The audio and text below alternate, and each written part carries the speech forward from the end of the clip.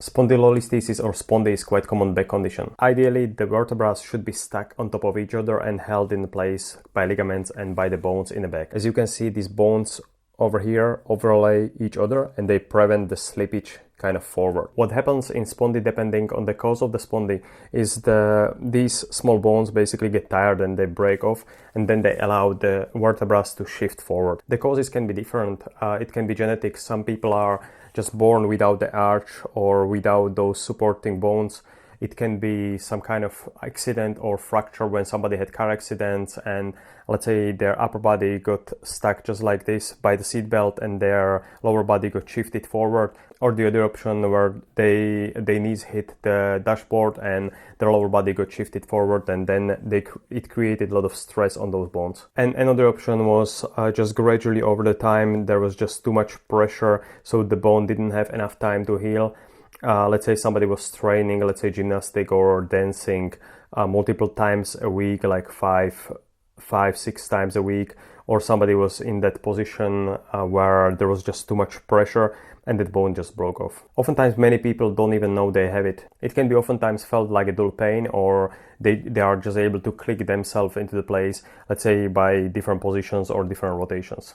There are many treatment options. Some are a little bit more successful than others. It used to be commonly treated by brace, but that was shown to weaken the abdominals and the back muscles. Another common option, especially when the rehabilitation fails, is a surgery. But with its side effects, I would like to focus more on the rehabilitation option. With Spondy and my clients, I use 5-step system. The first one is stop bending the back backwards. So there is going to be a lot of stretches like upward dog, bending backwards, let's say with gymnastics, doing the stretches for the hip flexor kind of without controlling the pelvis or allowing the ribs to arch. The second step I like to call move elsewhere.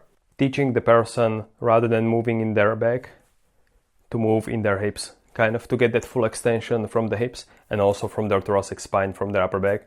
So rather than putting all of the pressure just on the lower back. The second step is very much tied into the step 3, getting the patient or the client just to get control over their pelvis, teaching them how to kind of control their pelvis when they are walking, when they are standing, when they are moving, how to stretch the hip flexors without putting too much pressure on the lower back, how to stretch their shoulders or even raise the shoulders overhead without arching their back, and doing all of the daily activities when they can kind of spare the lower back and put the pressure more towards the upper back and the hips.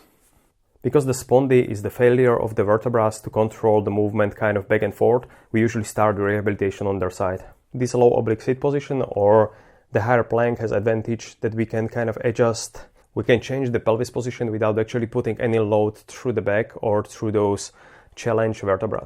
We can teach the person how to get the ribs down, so providing more support for the front of the core, and that's just by breathing out. Then we can challenge this into a little bit more difficult positions or even into this position. And the step 5 is showing them how to control their pelvis in that more challenging position. Let's say lying down on their back, starting in this position, getting control of their pelvis when they are moving the legs, when they are reaching with the arms, when they are doing kind of both at the same time, when they are stepping forward. So they are able to extend their hip and not put too much pressure or extend their lower back. The huge part of rehabilitation is to find what activities they are doing during their daily life or during their sport, and maybe give them some alternative or show them different ways how they can move without actually hurting their back even more. I was diagnosed with Spondy maybe like 5 years ago, and after the diagnosis it was actually not very surprising why I was suffering with the back pain for the last maybe like 20 years.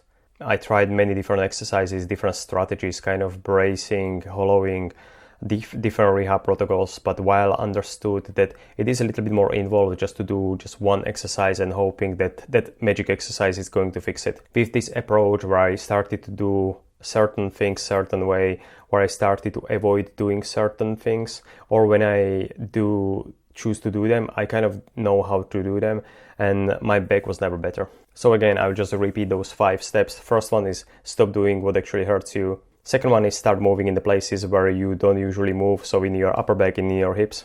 Step 3 is actually breathe out, get the control over your rib cage. Step 4 is start strengthening the whole posture, the pelvis and the ribs, maybe in side lying position. And step 5 is tie everything together, build up the rehab plan, and put it kind of into the real world where that person is able to do their activities or their sports without re-injuring their back. Hopefully this video was helpful. If you have any question, just please leave it in the comments. Good luck, guys.